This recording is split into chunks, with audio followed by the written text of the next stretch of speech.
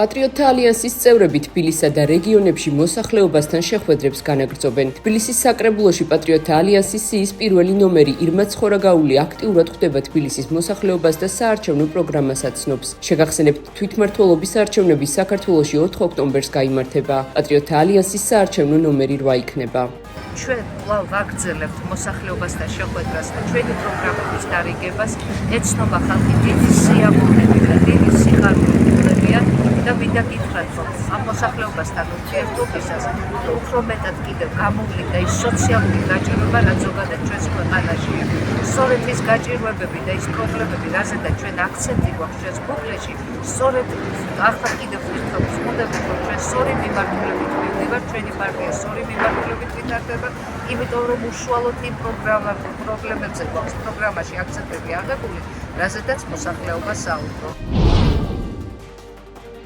ევროსაბჭოში ხვალ საქართველოს საკითხზე დებატები გაიმართება. ორგანიზაციის ვებგვერდზე გამოქვეყნებული ინფორმაციის თანახმად, საქართველოს საკითხებში ევროპის საბჭოს საპარლამენტო ასამბლეის მონიტორინგის თანამომხსენებლები ედიტ ესტრელა და საბინა ჩუდიჩი წარადგენენ რეზოლუციას დემოკრატიისა და კანონის უზენაესობის მხარდაჭერა საქართველოში. რეზოლუციის პროექტის ტექსტში აღნიშნულია, რომ ასამბლეა ძალიან წუხს იმის გამო, რომ საქართველოს ხელისუფლებას სისტემურად უგულვებელყოფს მის შეშფოთებას და რეკომენდაციებს საქართველოში დემოკრატიული კრიზისის შესახებ, რომლებსაც იზიარებს საერთაშორისო საზოგადოება.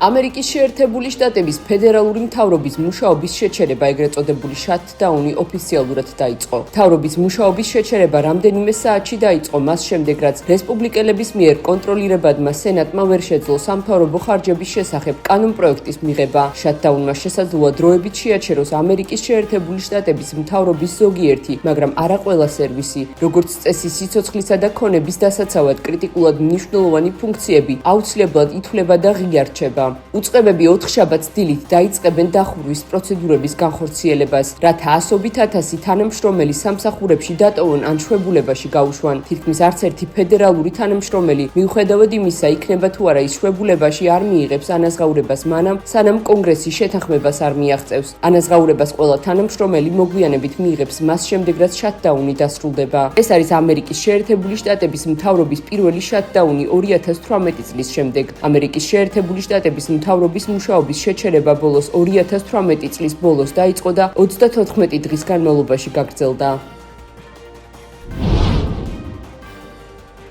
რუმინეთის პრეზიდენტი ნიკო შურდანი აცხადებს, რომ მოლდოვა შესაძლოა ევროკავშირის წევრი მომავალი 3 წლის განმავლობაში გახდეს. მისი თქმით, მოლდოვა ყველაფერს გააკეთებს წევრობისთვის. ევროკავშირში კი ამ საკითხის გარშემო ერთსულოვნებაა. რუმინეთის პრეზიდენტმა აღნიშნა, რომ მოლდოვის ევროინტეგრაციის პროცესში მნიშვნელოვანია რუმინეთის მხარდაჭერა მრავალ საკითხში, მათ შორის კიბერუსაფრთხოებაში. მისი თქმით, რუმინელი სპეციალისტები მზად არიან დაეხმარონ მოლდოვას ევროკავშირში გაწევრიანებისთვის მომზადებაში.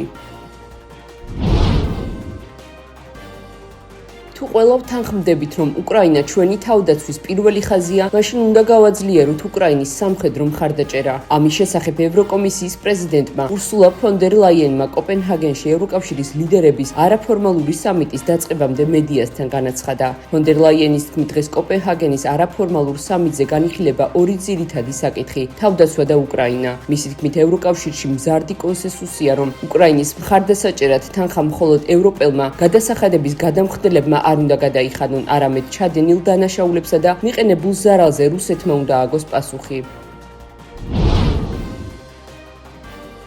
უნგრეთის პრემიერ-მინისტრი პოლონელ კოლეგას მილიონობით ადამიანის სიცოცხლით თამაში ადანაშაულებს. განცხადება ვიქტორ ორბანმა სოციალურ ქსელიქსის საკუთარ ოფიციალურ გვერდზე გაავრცელა. ორბანის კრიტიკა დონალდ ტუსკის განცხადებას მოჰყვა, რომელმაც თქვა, რომ უკრაინაში ომი ჩვენი ომია. ძვირფასო დონალდ, შესაძლოა ფიქრობთ, რომ რუსეთთან ომში ხართ, თუმცა უნგრეთი და ევროკავშირი არ არის. საშიშ თამაშს თამაშობთ მილიონობით ევროპელის სიცოცხლით და უსაფრთხოებით. ეს ძალიან ცუდია, დაწერა ორბანმა.